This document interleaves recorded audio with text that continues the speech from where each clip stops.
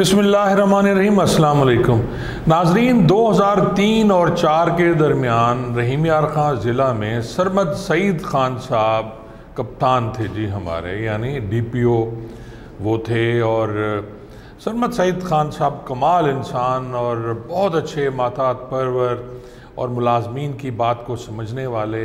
वो पहले DPO या SSP थे जिन्होंने कह दिया था कि मेरा दरवाज़ा जो है वो SHO साहबान और मुलाजमीन के लिए खुला हुआ है। हमने वो नहीं किया, इतला कभी नहीं भिजवाई, और बतौर SHO हमने जाना, दरवाज़ा खोलना और इनके पास जाके बैठ जाना। हर SHO को वो रिस्पेक्ट देते थे और उसकी बात सुनते थे।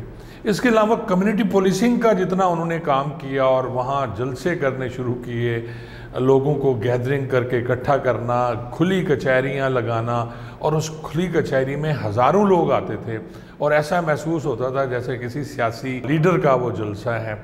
राना अकमल रसूल अभी DSP हैं, उन्होंने भी इस पे बड़ा कम्युनिटी पुलिसिंग पे काम किया। हमने भी लोगों को बताया कि कम्युनिटी पुलिसिंग है क्या।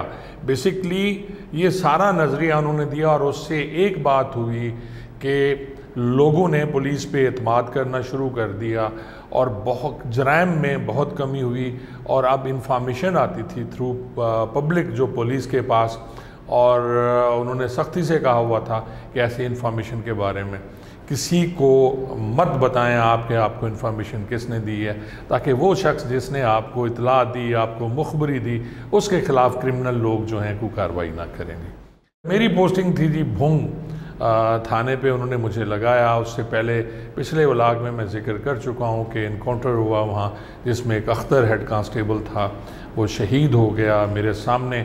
वो गोली मेरे पास से बिल्कुल मेरे कान से गुज़र के उसकी आँख में लगी, और ये होता तो इंच का इतना ही फ़र्क है, अगर वो उधर ना होती तो इधर होती।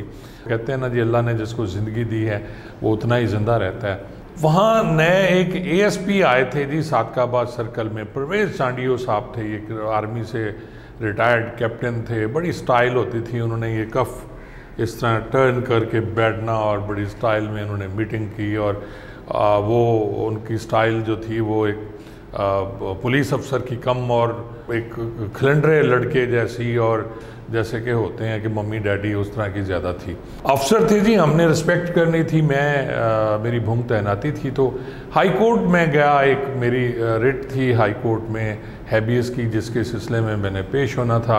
होता ये है कि जी जब आपने रहीम यार खां से हाई कोर्ट जाना हो, आप ख़ुद देख लें कि रहीम यार खां सादिकाबाद भावलपुर से कितना दूर है और आपको कितने बजे रात को निकलना पड़ता है। आप जाते हैं, फिर सुबह आप 8 बजे हाई कोर्ट में खड़े होते हैं, वहाँ आप पेश होते हैं और उसके बाद वापस आपको आना होता है। और वही मैं गया जी, वापस रात को निकला मैं लेट, सुबह मैं हाई कोर्ट मैंने अटेंड की और 3-4 वहाँ 3 बज गया। फिर वहाँ से रवाना हुए तो 8 बजे मैं रहीम यार खां पहुँचा। रहीम यार खां मेरी फैमिली रहती थी। मेरी तबीयत कुछ ख़राब थी, मैंने सोचा मैं थोड़ी देर रुक जाऊं और फिर लेट नाइट चला जाऊंगा। कोई 10 साढ़े 10 बजे परवेज़ चांडियो साहब की मुझे कॉल आई कि जी किधर हो आप, जैसे कि स्टाइल होती है। मैंने कहा जी मैं हाई कोर्ट गया हुआ था और रास्ते में मैं रुका हूँ।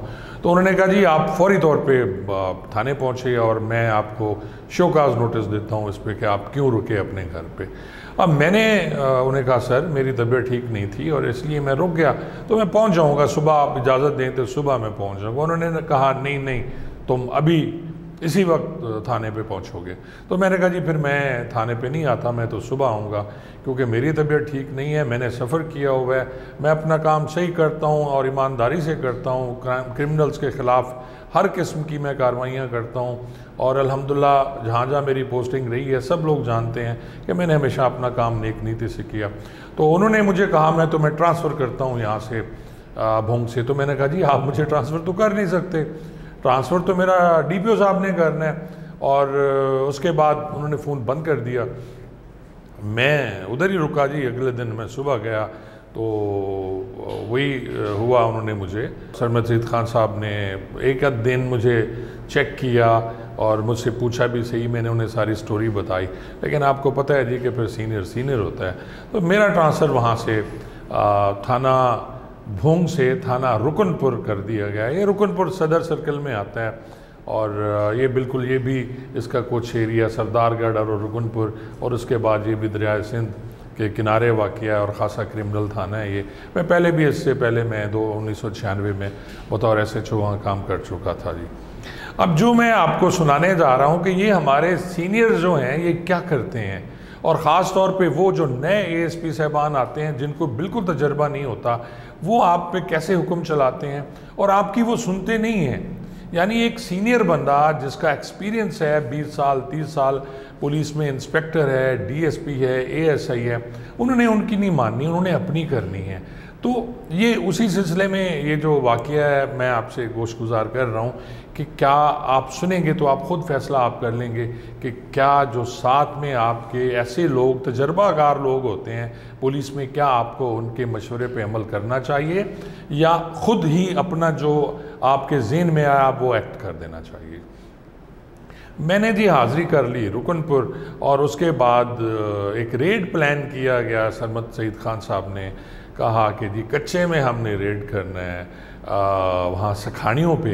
ये कच्चा का एरिया वही है जैसे मैं कहता हूँ कि दरिया का जो बेट होता है, जो दरिया का ऐसा एरिया जिसमें पानी आता है और जब पानी ख़त्म हो जाता है वहाँ से या कुछ ऐसी वजूहात की बिना पर दरिया में पानी नहीं होता तो वो एरिया कच्चे का इलाका कहता है। वहाँ लोग घर बना लेते हैं और वहाँ रहते हैं और उसमें क्रिमिनल्स भी हैं, उसमें अच्छे लोग भी हैं जो ज़िम्मेदारा करते हैं, क्योंकि ये ज़मीन काश्तकारी के लिहाज से बहुत अच्छी होती है।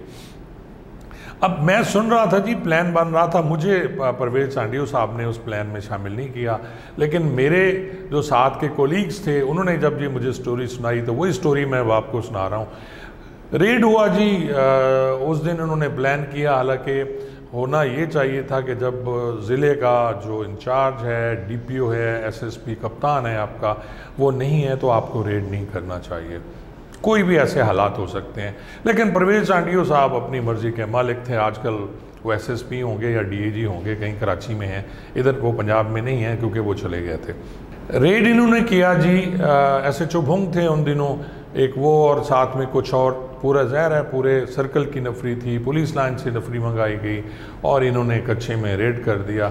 अब इनसे गलती क्या हुई, रेड करने के बाद जब वहाँ से मज़ाहमत शुरू हो गई, क्योंकि कच्चे के इलाके में रेड का यही तरीका है कि आप अपने टारगेट पे फोकस करें, आप जाएं वहाँ जो भी टारगेट है अचीव करें और फौरी वहाँ से निकलें, क्योंकि अगर आप वहाँ ज़्यादा देर रुकेंगे तो ये क्रिमिनल जो हैं मोबाइल फ़ोन पे इकट्ठा करना शुरू कर देते हैं। जो दूर दराज के क्रिमिनल्स भी हैं कच्चे के, दरिया में या दरिया से पार, वो भी आना शुरू हो जाते हैं और इनके पास बड़ी जदीद किस्म की गनें हैं, इवन टेलीस्कोप गन्स हैं और उसके साथ बड़े आराम से निशाने बैठ के दरख्तों पे चढ़ के मारते हैं। और हमेशा जब भी किसी रेड में गए हम अपने जवान शहीद करा के आते हैं और वापसी में भागना पड़ता है।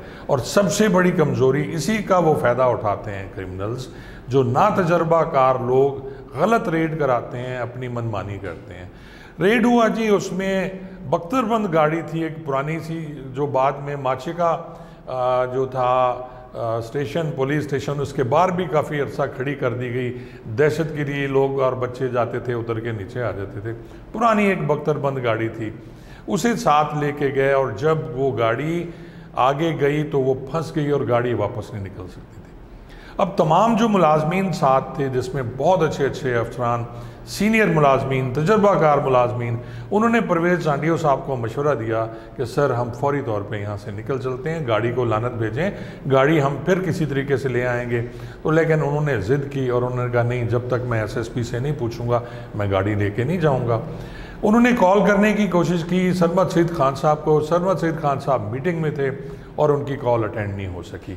वो मीटिंग थी यहाँ IG साहब की, काफ़ी देर मीटिंग चल रही थी और फिर आपको पता है कि कच्चे में 2-3 घंटे रुकना तो फिर अपने आप से जुल्म करने के मुतरादिफ होता है। और फिर घेरा पड़ गया जी सारा और उन्होंने घेर लिया। 2 जवान वहाँ शहीद हो गए। एक LMG लेके जो लड़का था उसकी टांग में गोली मारकर उन्होंने LMG छीन ली। जो SHO भोंग थे वो एक घर में घुस गए और वहाँ उन्होंने कुरान पाक दिखाया लोगों ने कि जी उन्होंने मदद की कुछ कच्चे के लोगों ने कि वहाँ नहीं है। बाद में मुबैना तौर पर यह भी था कि उन्होंने औरतों के कपड़े पहने और वहाँ से वो निकले। और ये रेड बुरी तरह नाकाम हुआ और अपने 2 जवान शहीद करा के 3-4 ज़ख्मी करा के और इससे एक बुरा इम्पैक्ट पड़ा तमाम उन कच्चे के लोगों पर जो कि क्रिमिनल्स थे और उनके दिल बढ़ गए। इस तरह अपने जवान ज़ख्मी करा के और शहीद करा के जो परवेज़ छांडियो साहब है वो वापस आ गए। बख्तरबंद गाड़ी वहीं रह गई और उसको बाद में किसी ताल्लुक़ से दोस्तों से मिन्नत करके लाया गया। LMG उन्होंने आज तक ना दी और उन्होंने अपने पास रखी, वो वापस नहीं हुई थी जहाँ तक मुझे याद है। और इस तरह ये रेड नाकाम हो गया। सरमद सईद खान साहब जब वापस आए तो उन्होंने फिर डीब्रीफिंग की इसकी, उसमें मैं भी शामिल था। पूरे ज़िले को बुलवाया गया और ये कहा गया कि जी इस रेड में क्या क्या खामी है। उस दिन वहाँ पुलिस मुलाजमीन जो पुराने थे, समझदार, जो कच्चे को जानते हैं, जिन्होंने कच्चा देखा हुआ है, उन्होंने फिर खूब उस पर तनकीद की और जो परवेज़ छांडियो साहब थे वो सर झुका कर बैठे रहे, सुनते रहे, क्योंकि उन्होंने अपने सीनियर और तजर्बाकार मुलाजमीन की बात नहीं सुनी थी। इस सारी वाक़ये सुनाने का मतलब आपको सिर्फ ये है कि आप जब भी रेड पे जाएं, आपके साथ जो तजर्बाकार पुराने पुलिस मुलाजमीन हैं उनसे मशवरा ज़रूर करें, जो उस इलाके को जानते हैं। और अगर आप उस इलाके को जानते हैं, आपने देखा हुआ है, तो आप फिर उस पर फ़ैसला कर सकते हैं। अगर नहीं देखा हुआ तो फिर आप नक्शे बनाएं, बाकी जो वहाँ के कुछ लोगों को शामिल करें, उसके बाद प्रॉपर रेड करें और पूरा साजो सामान लेके जाएं। और अगर कुछ ऐसी हरकत होती है जैसे कि बख्तरबंद गाड़ी फंस गई, तो ऐसे इलाकों में उसे वापस लाने के बजाय आप अपनी नफरी की जान बचाकर वापस तशरीफ़ ले आएँ। तो ये भी एक वाक़या था जी जो मैंने आपसे गोश गुजार किया अपनी सर्विस का। इंशाअल्लाह अगले व्लॉग में फिर आपसे मुलाकात होगी और इससे भी एक और अच्छा वाक़या है वो मैंने आपको सुनाना है। दुआओं में मुझे याद रखिएगा जी। खुदा हाफ़िज़।